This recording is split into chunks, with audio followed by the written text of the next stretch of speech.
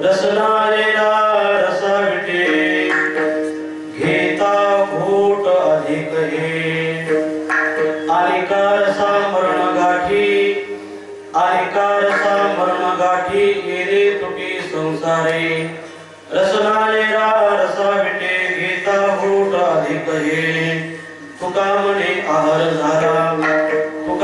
आहार झाला हा विठ्ठल आम्हाशी रसनालेला रसाविटे घेता घोट अधिक हे विठ्ठल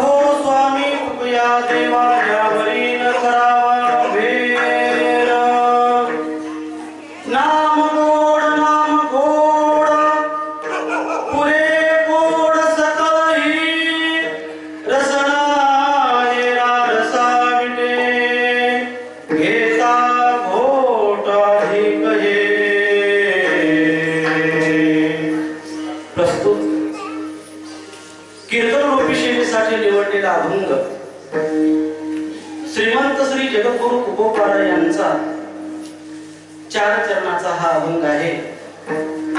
या अभंगामध्ये तुकाराम महाराज भगवंताच्या नामाची चव, भगवंताच्या नामाची गोडी आणि भगवंताच्या नामाचा स्वाद सांगतात।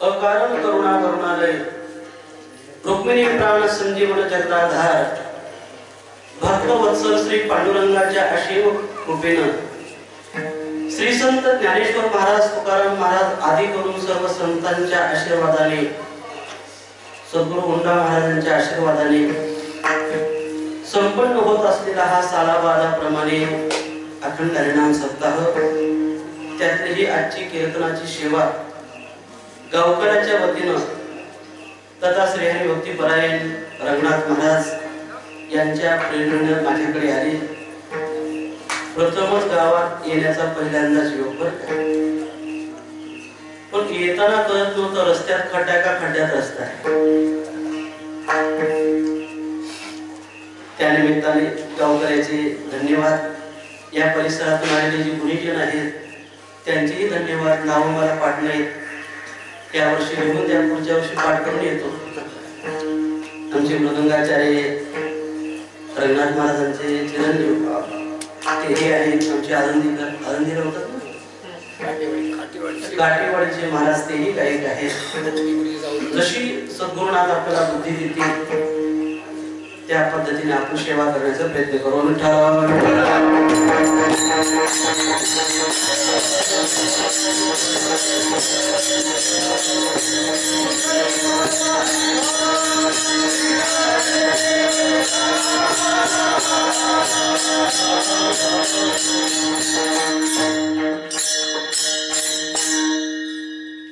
तुकाराम महाराजांचा हा अभंग आहे।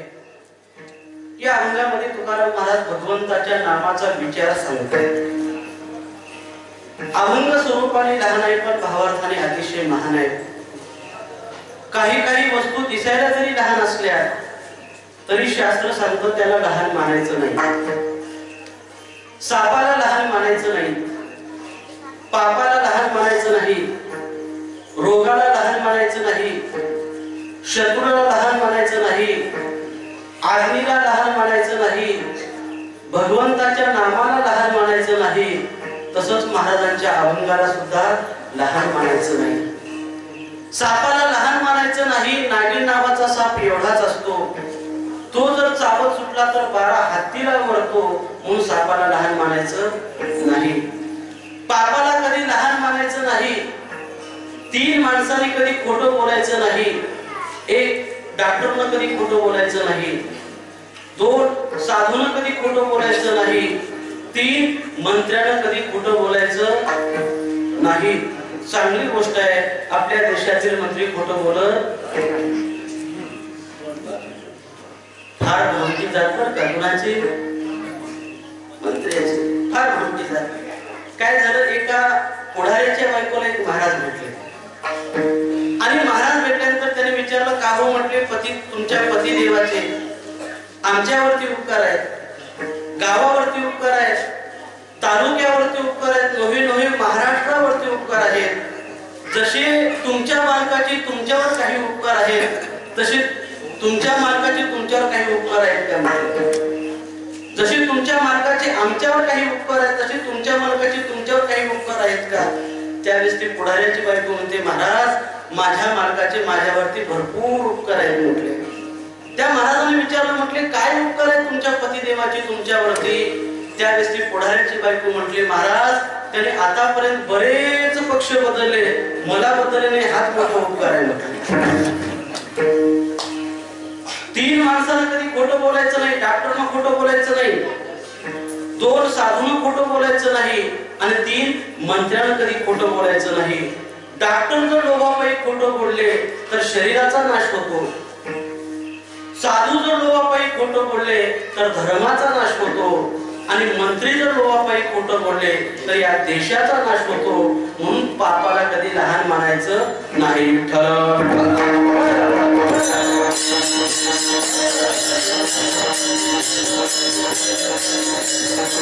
रोगाला कधी लहान मानायचं नाही, शत्रूला कधी लहान मानायचं नाही, आग्नीला कधी लहान मानायचं नाही, तसंच भगवंताच्या नामाला कधी लहान मानायचं नाही।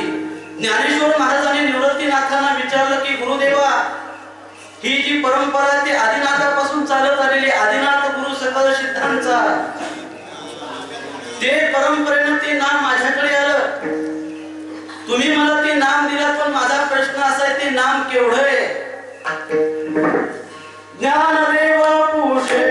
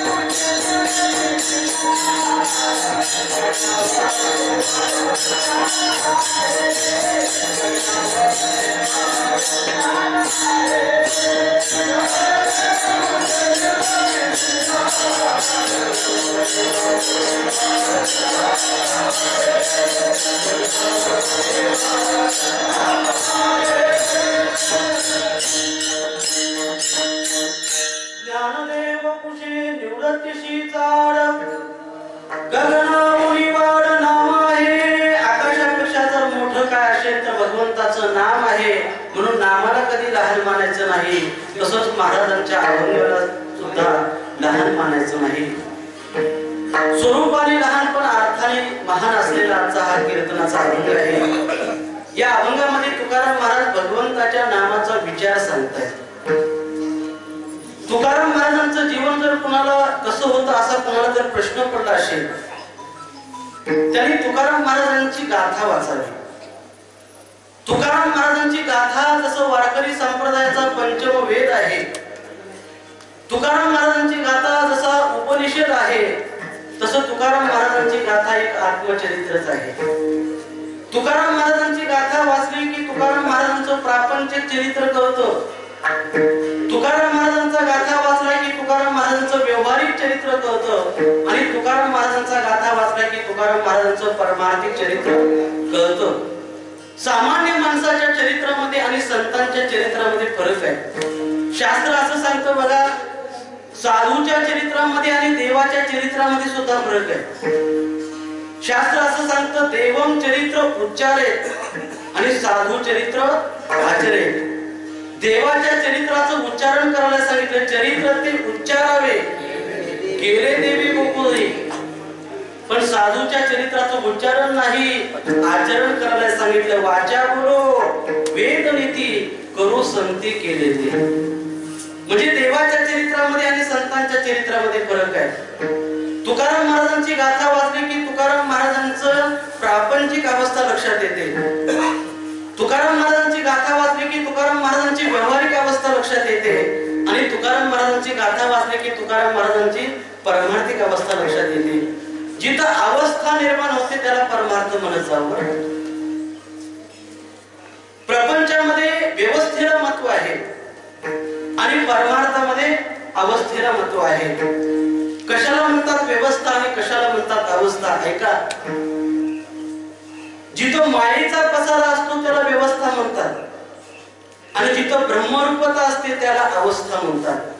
ऐका, पुढेही सांगतो, जिथं मनासारखं काहीच नसतं त्याला व्यवस्था म्हणायचं, आणि जिथं मन शिल्लक नसतं त्याला अवस्था म्हणायचं. विठ्ठल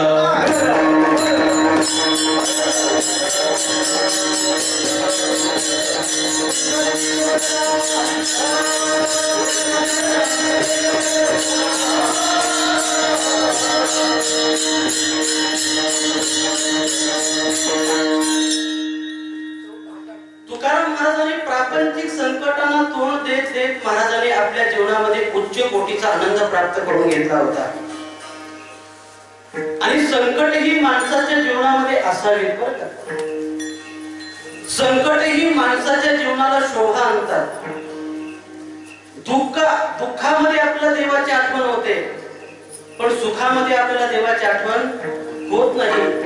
म्हणून कर्नाटकामध्ये एक म्हण आहे बघा, संकट बंदा व्यंकटरमणा गोविंदा गोविंदा म्हणतात.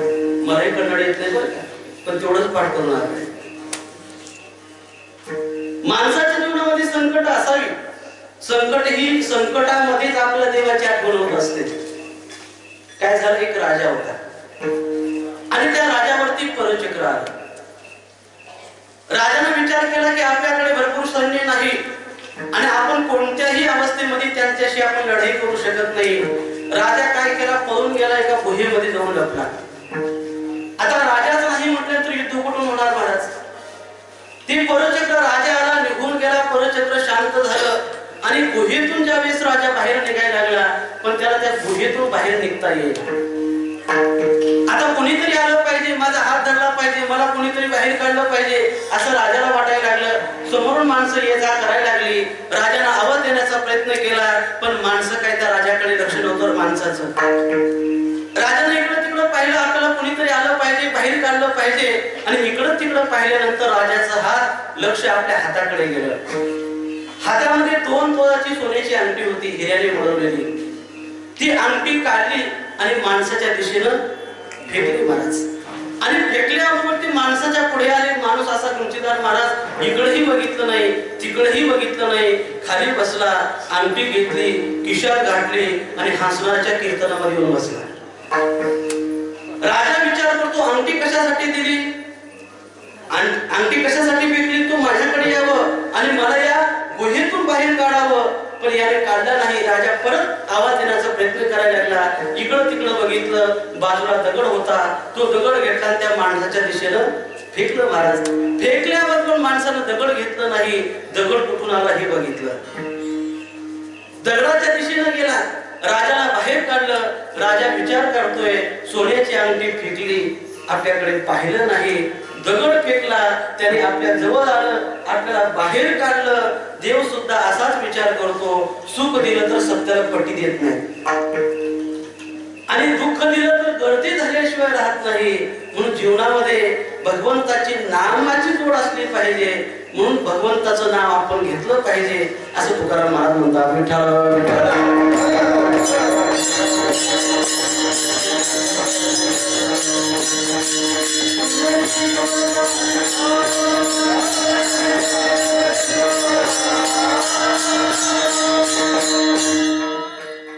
आपल्याला जर सुख दिलं तर महाराज आपला परमार्थ नक्की बंद होतो, नक्की बंद होतो. काय झालं, महाविष्णू आणि लक्ष्मी एका गावामध्ये एक वारकरी होते आणि त्या वारकऱ्याचा असा नियम, महाराज मारुतीच्या मंदिरामध्ये जायचं, बरोबर 5 वाजता हरिपाठाला चालू करायचं. ती कोणी येऊ न येऊ आपला हरिपाठ चालू. एक दिवस लक्ष्मी माता विष्णू परमात्म्याला म्हणायला लागले, तुम्ही सगळ्याला सगळं देताय, पण जे तुमचं रात्रंदिवस नामस्मरण करतात त्या वारकऱ्याला काहीतरी द्या. असं म्हटल्यानंतर विष्णू परमात्मा म्हणायला लागले, लक्ष्मी ते माझं गिराईक आहे, मला माहिती. म्हटले, ते माझं गिराईक कसं आहे? म्हटले, कसं आहे, याला जर मी सुख दिलं तरी हरिपाठ उद्या सोडून दिलं म्हटले. पण लक्ष्मी माता म्हटले, नाही नाही, असं होणार नाही, तुम्ही यांना सुख देऊन बघा.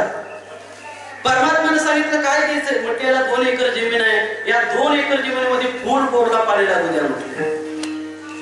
आता विष्णू परमात्म्यानं सांगितलं, तथास्तु. बोरला पाणी लागलं महाराज. लाईटीचा टायमिंग सुद्धा 5चा आणि हरिपाठाचा टायमिंग सुद्धा 5चा. तो वारकरी पाणी द्यायला जाईल का हरिपाठ म्हणायला येईल? पाणी द्यायला बोंबणला महाराज हरिपाठ. मी त्याचं नाही सांगत, आपल्या तेच आहे. आपल्याला सुख दिलं तर आपण इकडे येऊ शकत नाही, दुःख दिलं म्हणून आपण इकडे येऊ शकतो. म्हणून संकट ही माणसाच्या जीवनामध्ये शोभा आणतात महाराज. तुकाराम महाराजांनी प्रापंचिक संकटांना तोंड देत देत महाराजांनी उच्च कोटीचा आनंद प्राप्त करून घेतला आणि हाच आनंद ज्ञानोबांना प्राप्त झाला होता महाराज. योगिया दुर्लभ तो व्याधी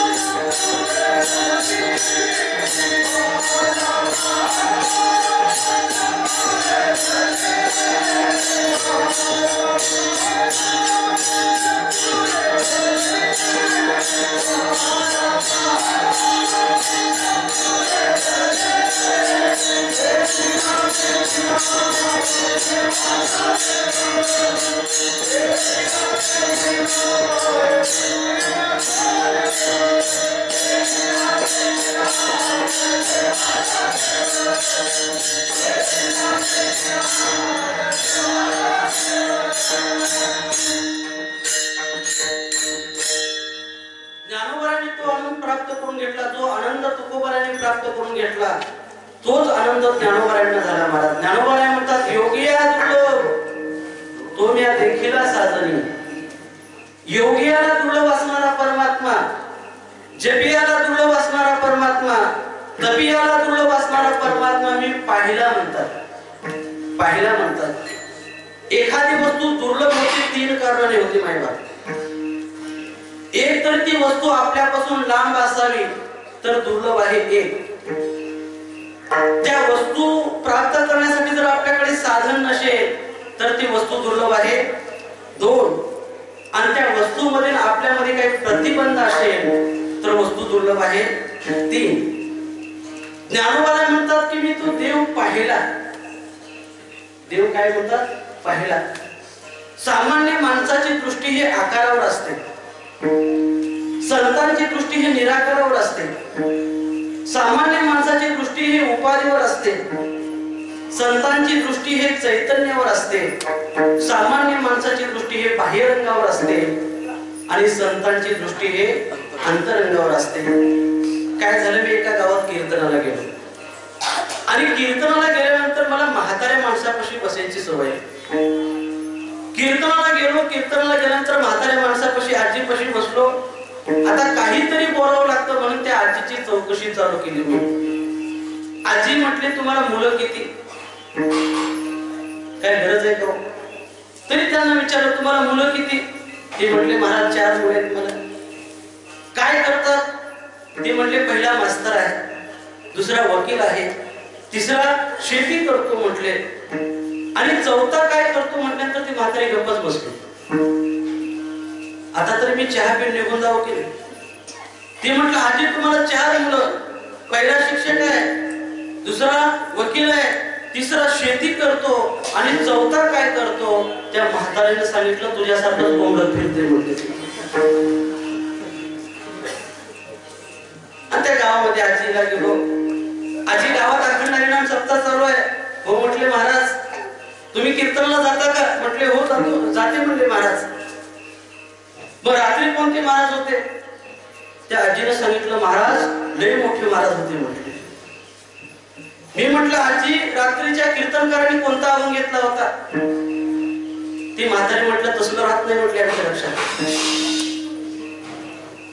मग त्या महाराजांनी काय सांगितलं ते तरी सांगा. ती म्हटली, महाराज कीर्तन सगळं डोक्याच्या वरून गेलं म्हटले. मी म्हटलं, आजी तुम्हाला कीर्तनाचा अभंग पाठला नाही, कीर्तनामध्ये काय सांगितलं हे लक्षात नाही, मग त्या महाराजाला तुम्ही मोठं कसं काय म्हटलं? ती म्हटली, महाराज ते महाराज कीर्तनाला उभा टाकल्यानंतर त्यांची ढेरी माईकला चिटकत होती म्हटली आणि गुळाचा खडा वाटून घेण्याऐवजी गुळाची वाटी ढेरीवर ठेवले होते. म्हणजे सामान्य माणसाची दृष्टी हे आकारावर असते आणि संतांची दृष्टी हे निराकारावर असते. ज्ञानोबा म्हणतात की योगिया दुर्लभ तुम्ही देखीला साधनी. एखादी वस्तू दुर्लभ होते 2-3 कारणाने. एक तरी ती वस्तू आपल्यापासून लांब असावी. मग माझा सहज प्रश्न आहे, देव आपल्यापासून लांब आहे का? देव आपल्यापासून लांब आहे का?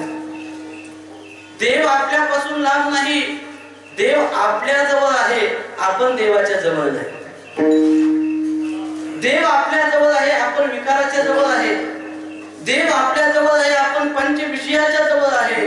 आणि जोपर्यंत तुम्ही देवाच्या जवळ जात नाही तोपर्यंत तुम्हाला देव प्राप्त होत नाही. कारण देव आपल्या आत आहे आणि त्या देवाचं ज्ञान करून देणारे संतच आहेत बरं का. जोपर्यंत संत तुमच्या जीवनामध्ये येत नाही तोपर्यंत तुम्हाला त्याचं ज्ञान होत नाही. ते ज्ञान पैगा भरवे जरी मर्यादे आणावे तरी संताया भजावे सर्वस्वशी. जोपर्यंत संत तुम्हाला ज्ञान करून देत नाही, नामदेवराय म्हटले, निज वस्तू दाविली माझी माझ. म्हणून जोपर्यंत संत येत नाही तोपर्यंत तुम्हाला देवाचं ज्ञान होत नाही. संत काय करतात तर त्याचं ज्ञान करून देतात. त्याचं ज्ञान करून देतात म्हणजे आत्मस्वरूपाचं ज्ञान करून देतात. त्याचं ज्ञान करतात म्हणजे तुम्ही कोण आहे याची ओळख करून देतात. हरिप्राप्तीशी उपाय धरावे संतांचे ते पाय. मग ते त्याचं ज्ञान करून देतात आणि एकदा काय त्याचं ज्ञान झालं की सगळीकडे परमात्मा दिसतो बरं का. मी थोडस सोपं करतो तुम्हाला की गावामध्ये भांडण लागलं. भांडण लागलं पण कुणाचं लागलं? मीच आणि तुझ. मीच आणि तुझ. जिथं द्वैत आहे तिथं भांडण आहे, जिथं भेद आहे तिथं भांडण आहे, आणि जिथं अज्ञान आहे तिथं भांडण आहे. दोघांचं भांडण लागलं. कुणाचं? मीच आणि तोच. आता भांडण म्हटल्यावर पत्रिका वगैरे छापावं लागत नाही बरं का. उद्या सकाळी मारुतीच्या मंदिराच्या पुढे आम्ही दोघं भांडण करणार आहोत, सहकुटुंब सहपरिवार भांडणं ऐकायला, असं कुठं पत्रिका बघितली का? नाही. मला तुम्ही खरं सांगा, तुमच्या मायबापाची शपथ घेऊन सांगा, कीर्तन ऐकण्यामध्ये मजा वाटते का भांडण ऐकण्यामध्ये मजा वाटते? बोला की. जो करला कीर्तन ऐकण्यामध्ये मजा वाटते का भांडण? आणि त्यात भावकीची भांडण असावी मग तर जास्त मजा वाटते. आता दोघांचं भांडण लागलं, मीच तुझं भांडण लागलं, सगळं गाव जमा झालं महाराज, आणि तिथून ते चालले होते. त्याने विचारलं काय चाललंय मारुतीच्या मंदिराच्या पुढे? म्हटले भांडण चाललंय. कुणाचं चाललंय? मीच आणि तुझं चाललंय म्हटले. अरे आपण सज्जन आहेत, आपण जाऊन भांडण सोडवलं पाहिजे. ते आले आणि ते दोघांना सांगायला लागले की भांडण करू नका बाबा, या भांडणानं महाभारत घडले. पण त्या दोघांना सांगितलं की भांडण केल्याशिवाय आम्हाला करमतच नाही म्हटले. काही काही माता भगिनीचं नाव राहते बघा, नाव शांताबाई. इथं कोणी नाही ना? नाव शांताबाई पण भांडायला कुत्र्याची आईच असते. नाव शांताबाई भांडल्याशिवाय अजिबात करमत नाही. नाव शांती आणि नसलेले भांडणं आणते. भांडण करणाऱ्याचे दोन प्रकार आहेत महाराज. जे भांडण करतात त्याला भांडकुदळ म्हणतात, आणि दुसरा भांडण्याचा प्रकार आहे भांडखोर. भांडकुदळ कशाला म्हणतात? नसलेले भांडण उतरून काढते त्याला काय म्हणतात? नसलेले भांडण उतरून काढते त्याला भांडकुदळ म्हणतात, आणि नसलेले भांडण अंगावर घेते त्याला काय म्हणतात? भांडखोर.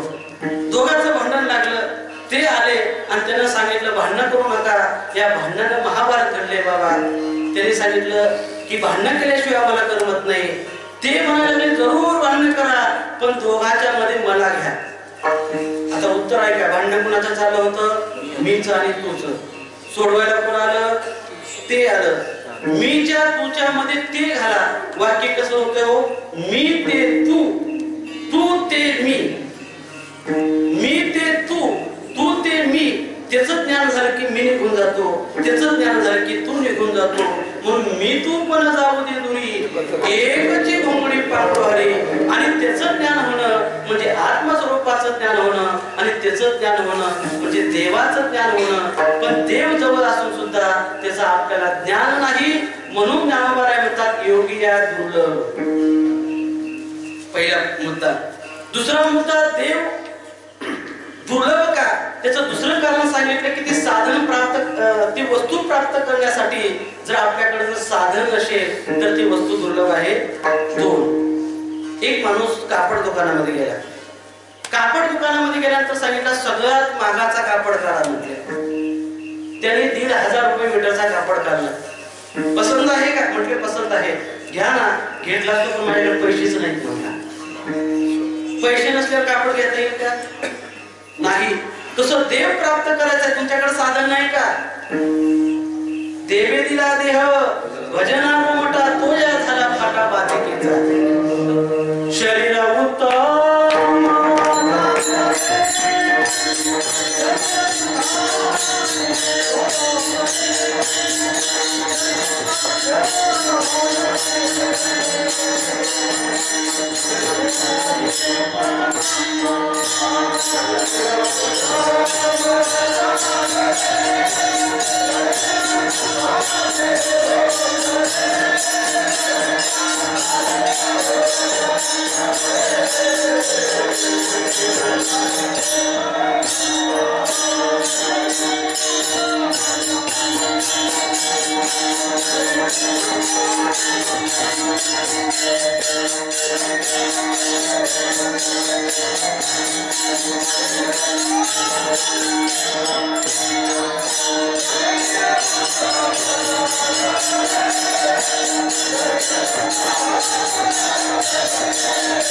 परमात्मा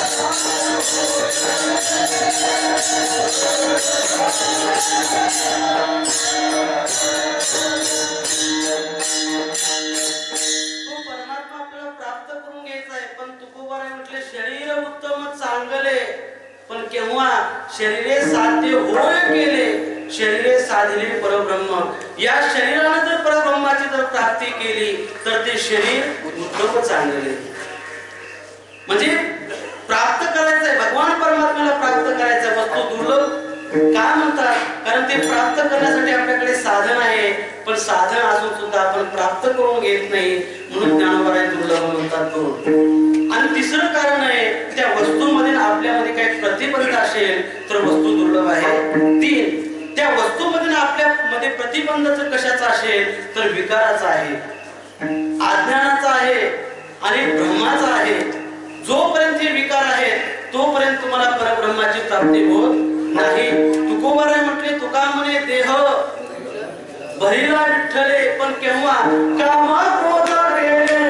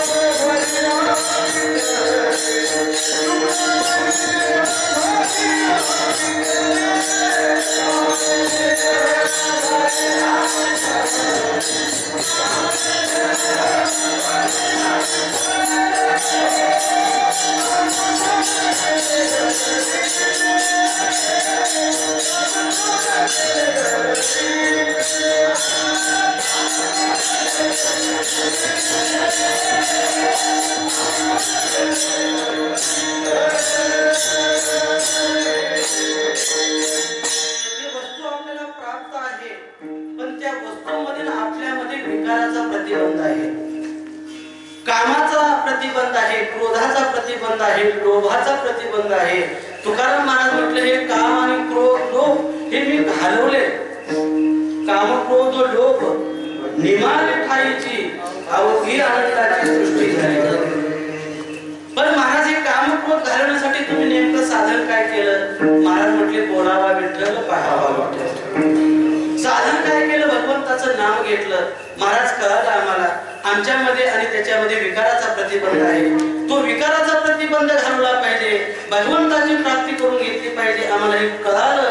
पण ते नाम घेत असताना, कारण नाम मुखानं घेतलं जातं, पण ते नाम मुखानं घ्यायचे, पण ते नाम नेमकं कसं आहे असा प्रश्न ज्यावेळेस साधकाने तुकाराम महाराजांना विचारला, त्याचं उत्तर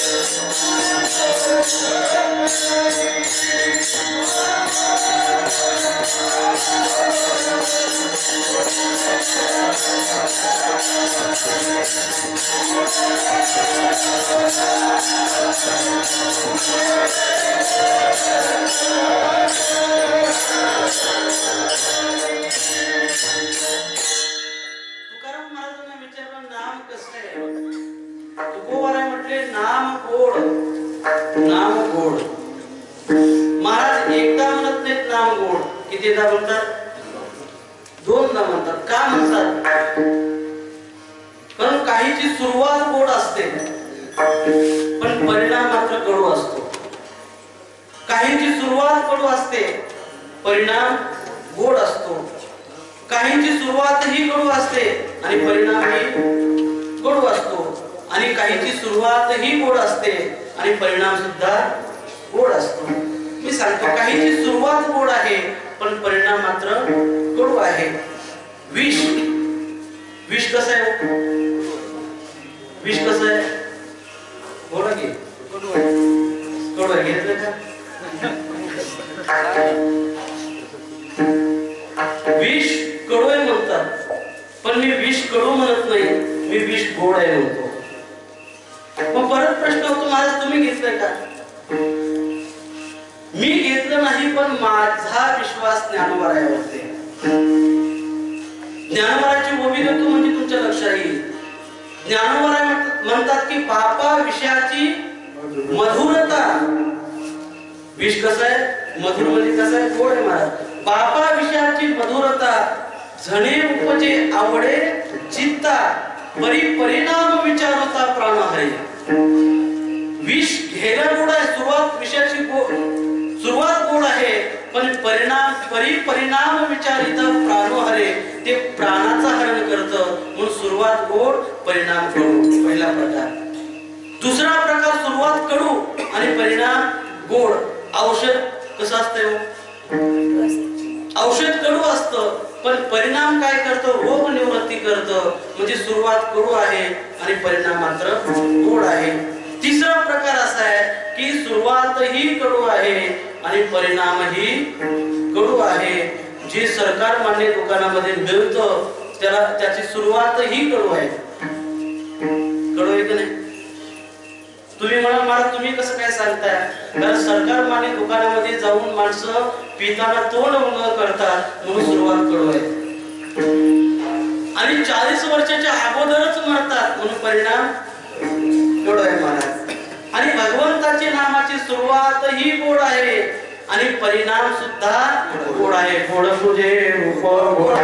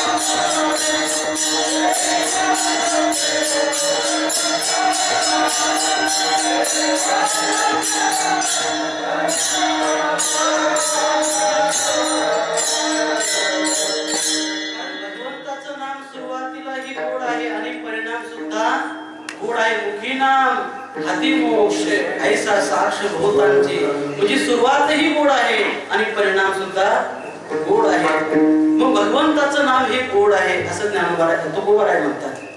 आता काही गोष्टी स्वभावतः गोड असतात आणि काही गोष्टी स्वभावतः कडू असतात महाराज. ही गुळाचा खडा स्वभावतः काय? गोड आहे. कीर्तनकाराने खाल्ला तर कसा लागेल? गोड. टाळगडने खाल्ला तर कसा लागेल? श्रोत्याने खाल्ला तरी, महिला मंडळाने खाल्ला तरी स्वभावतः गोड आहे महाराज. लिंबाचा पाला स्वभावतः कडू आहे. कीर्तनकाराने खाल्ला तरी कडू लागतो आणि श्रोत्याने खाल्ला तरी कडू लागतो. अंधारात खाल्ला तरी कडू लागतो आणि उजेडात खाल्ला तरी कडू लागतो. करून खाल्ला तरी कडू लागतो आणि न करता जरी खाल्ला तरी कसा लागतो? कडू लागतो महाराज.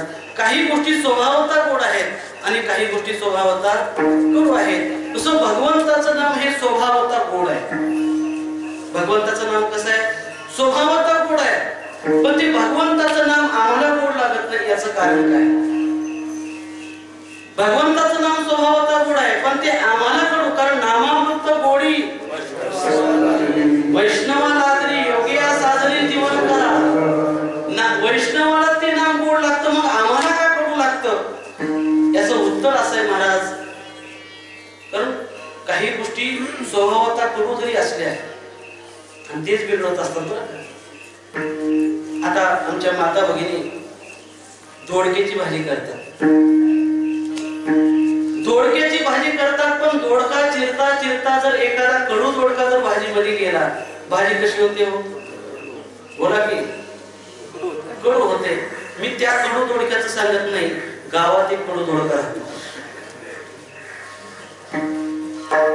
त्यानंही परमार्थ करत नाही आणि दुसऱ्याला सुद्धा करू देत नाही. म्हणजे गुळ गोड आहे, पण आपल्याला कडू का लागतंय याचं मी शंकेचं निरसन करतोय बरं का. गुळ गोड आहे, भगवंताचं नाम गोड आहे, पण आम्हाला कडू का लागतं हे गोष्ट लक्षात ठेवा महाराज. गुळ सुद्धा कडू लागतो, पण कधी लागतो सांगा बरं? साप चावल्यावर. एखाद्या माणसाला जर साप चावला त्याला जर गुळ खायला दिला कसा लागेल? कडू लागतो. आणि कडू लिंबाचा पाला दिला कसा लागतो? गोड लागतो. मी म्हणत नाही विषय विषयाचा पळीपाडू गोड परमार्थ लागे कडू. विषय सगळे हुशार आहेत का? आम्हाला सांगायचं कामच पडत नाही, सगळे हुशार आहेत. मग आम्हाला कोणता साप चावलाय? आम्हाला सुद्धा लोभ नावाचा साप चावलाय माझा. आणि लोभ नावाचा साप चावल्यामुळं आम्हाला हे नाम कसं वाटायला लागले? कडू वाटायला लागले. पण हे नाम गोड आहे. किती गोड आहे? नामदेवरायांना विचारा, नामदेवराय उत्तर सांगतात, अमृताहुनी गोड नाम तुझे देवा. अमृतापेक्षा गोड जर काय असेल तर भगवंताचं नाम आहे महाराज. काय झालं? अमृत कुठं राहतं? स्वर्गामध्ये राहतं बरं का. अमृत स्वर्गामध्ये राहतं आणि स्वर्गातलं अमृत विटलं, स्वर्गातलं अमृत नासलं. आता स्वर्गाचा राजा इंद्र ती चिंतित पडला की स्वर्गातलं अमृत नासलंय, आता काय करावं लागेल? आता काय करावं लागेल? डोक्याला हात लावून बसला. कोण? इंद्र. आणि तेवढ्यामध्ये नारदाची स्वारी गेली. नारदाने विचारलं, इंद्रा म्हटले डोक्याला हात लावायला काय झालं? इंद्रानं सांगितलं, म्हटले स्वर्गातलं अमृत नासलंय, पण डोक्याला हात लावायची काय गरज आहे? नासलेलं अमृत सुद्धा चांगलं होतंय. कुठं होते सांगा म्हटले नारदा. कुठं होते म्हटल्यानंतर नारदानं सांगितलं, मृत्यू लोकामध्ये होते म्हटले. मृत्यू लोकामध्ये कुठं होते म्हटले? पंढरपुरामध्ये होते. इंद्रानं विचारलं, म्हटले पंढरपूर कुठे आहे? कारण बऱ्याच इंद्राला पंढरपूर माहित नाही कुठे येते. त्यांनी सांगितलं, भीमा अतिरेक वसविले नगर त्याचे नाव पंढरपूर रे. तिथे म्हटले पंढरपूर. आणि इंद्र तो अमृताचा कलश घेऊन कुठं आला? पंढरपुरामध्ये चंद्रभागेच्या वाळवंटामध्ये आला. आल्यानंतर आता देवाचा पत्ता विचारायचा आहे. वारकऱ्याला विचारतो, देव कुठे आहे? देव कुठे म्हटल्यानंतर त्यांनी सांगितलं, देव कीर्तनामध्ये म्हटले. देव कीर्तनामध्ये. कुणाच्या कीर्तनामध्ये? कारण आम्ही कीर्तन करतोय, आमच्या कीर्तनामध्ये देव नाही बघ. आम्ही कीर्तन करतोय, साधू संतही कीर्तन करतात, पण त्यांच्या कीर्तन करण्यामध्ये आमच्या कीर्तन करण्यामध्ये जमीन आसमानचा फरक आहे. तेही वारी करतात, आम्हीही वारी करतोय, जमीन आसमानचा फरक आहे. तेही भजन करतात, आम्हीही भजन करतोय, जमीन आसमानचा फरक आहे. आम्ही काय करतो? साधू संतांच्या कॉफ्या करतो बरं का.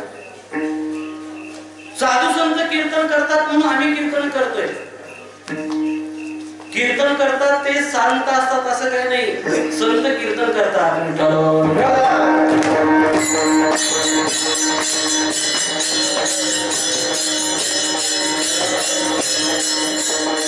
आणि कॉफ्या केल्यानंतर फार मोठी फसगत होते बरं का.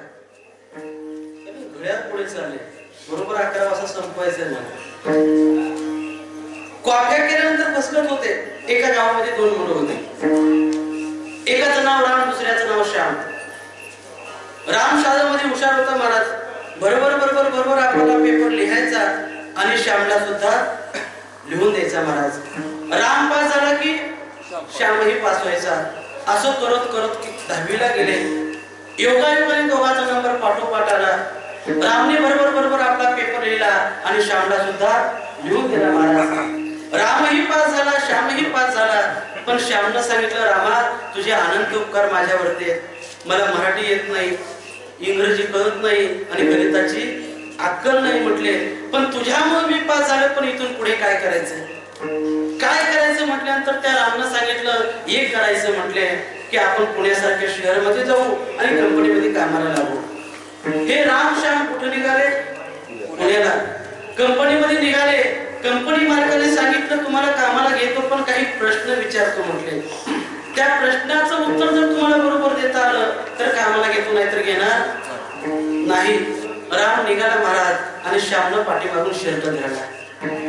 म्हटले तू हुशार आहेस रे म्हटले, तुला प्रश्न विचारले त्या प्रश्नाचं उत्तर तुला देता येईल, पण माझं कसं रे म्हटले.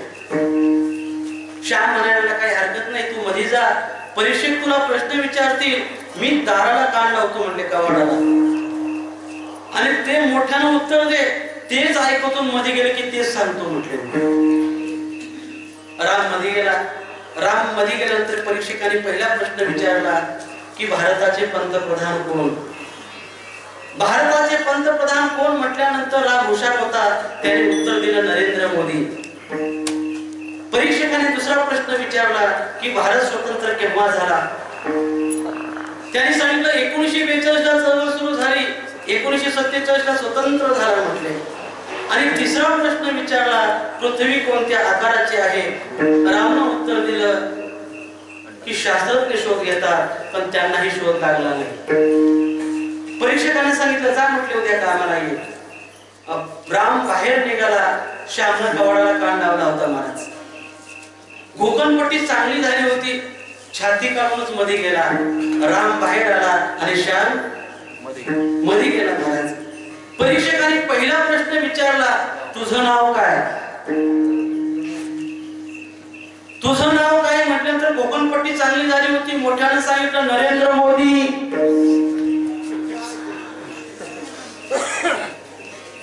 त्या परीक्षकाला प्रश्न पडला, एखाद्याचं नाव डबल असू शकतं. दुसरा प्रश्न विचारला, तुझा जन्म कितीचा?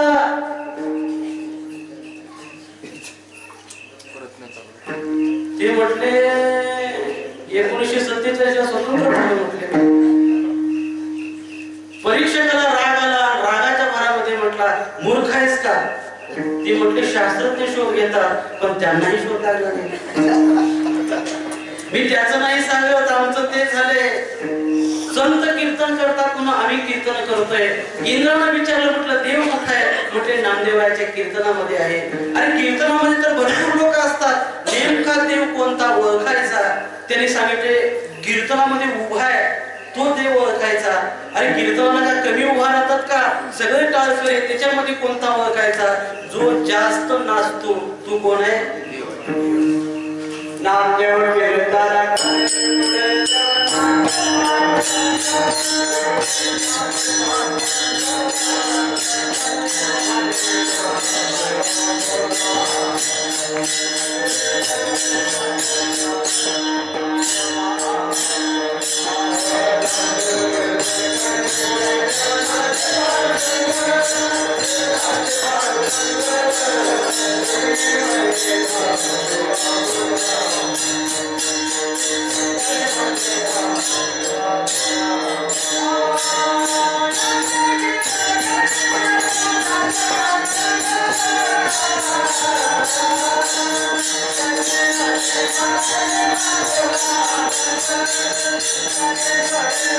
Thank you.